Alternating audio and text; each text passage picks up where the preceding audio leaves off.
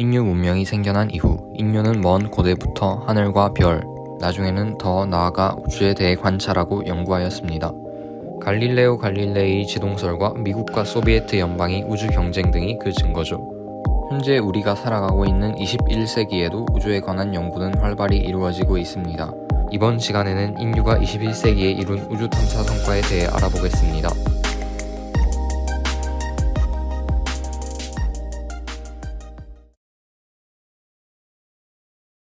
제임스 웹 우주망원경은 나사, ESA, 캐나다 우주국이 공동 개발한 허블 우주망원경이 뒤를 잇는 차세대 우주망원경으로 주황색이 가시광선부터 근적외선 및 적외선 영역의 관측을 수행합니다.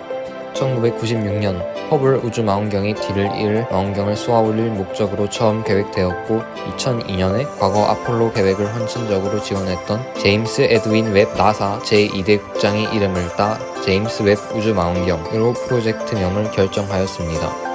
첫 계획 수립 시 설정된 발사 목표는 2007년이었지만 기술적 오류로 인해 개발이 수차례 밀리면서 결국 첫 프로젝트가 만들어진 지 29년 뒤인 2021년 12월 25일에 발사되었습니다. 6월 10일 제임스 웹 망원경이 촬영 테스트를 시작하였고 큰 곰자리의 별빛과 셀카를 찍는 데 성공하였습니다. 이후 제임스 웹 우주망원경은 엄청난 퀄리티의 사진들을 찍으며 우주 역사의 한 획을 그었습니다.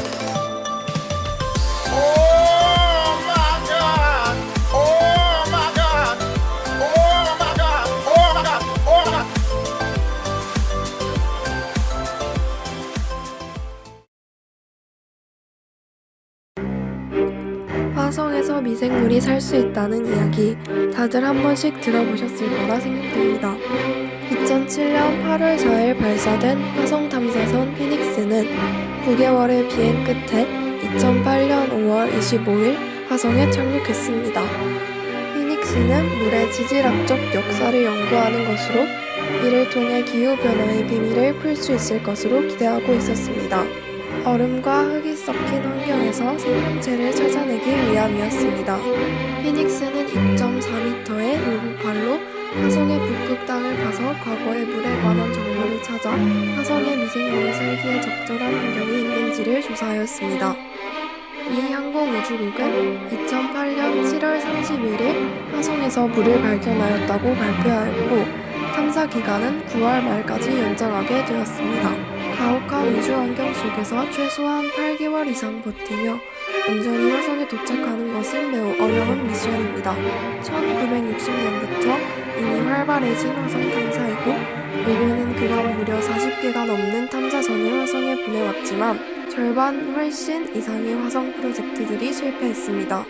이렇게 쉽지 않은 화성 탐사에서 피닉스는 2000년대에 주요한 화성 탐사선 중 하나로 앞으로의 화성 탐사 과정에서도 기억에 남을 것입니다.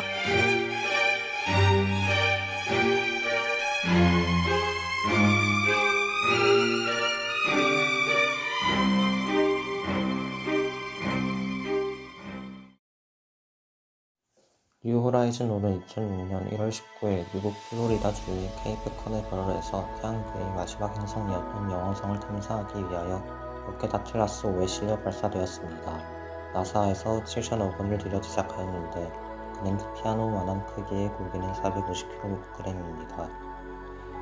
뉴 호라이즌호는 5만 8,000km로 비행하는데 이 속도는 지금까지 발사된 미국의 우주 탐사선 가운데 가장 빠른 것이지만 영왕성에 접근하는 데에는 약 9년 반이 걸려 2015년 7월 초순에나 접근하게 됩니다.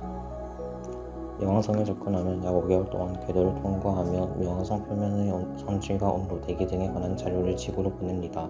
이를 위하여 영왕성 대기에서 망출되는 각종 분자들을 탐지하는 펩시, 동력을 진공하는 RTG, 물체를 탐지해 촬영할 수 있는 고해상도 망원경과 카메라인 로리, 대기를 분석하고 어두운 곳에 온도를 측정하는 렉스 등의 최첨단 장비들이 개발되었습니다. 2015년 뉴 호라이즌호는 영왕성 탐사를 완료하고 카이퍼 벨트에 도착했습니다. 태양계 끝에 위치한 카이퍼 벨트에는 얼음 덩어리와 소행성들이 모여있는데 이것을 연구하는 태양계 대지를 확인할 수 있습니다. 뉴 호라이즌호는 특히 2019년 1월 1일 카이퍼 벨트에 위치한 소행성 울티마 툴레에서 3,500km 떨어진 지점까지 접근, 소행성의 형태와 평면 지형등을 관찰했습니다. 같은 오는 미지의 세계 안에 이미 울티마 툴레는 지구에서 약 65km 떨어진 태양계 일각의 비행성으로 2010년 처음 예정되었습니다. 뉴호라이즌은 울티메트 레이스 블랙의 동행 연구석의 게임을 우주 탐사 중 가장 먼 곳에 전체를 직접 관측한 기록을 세웠습니다.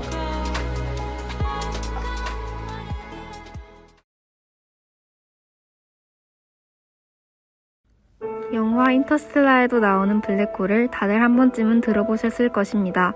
영화 인터스텔라가 나올 때만 해도 블랙홀의 실제 모습은 아무도 알지 못했고 그저 예측만 가능할 뿐이었습니다. 인터스텔라가 나오는 블랙홀도 여러 학자들이 유추하여 만들어낸 모습이었습니다.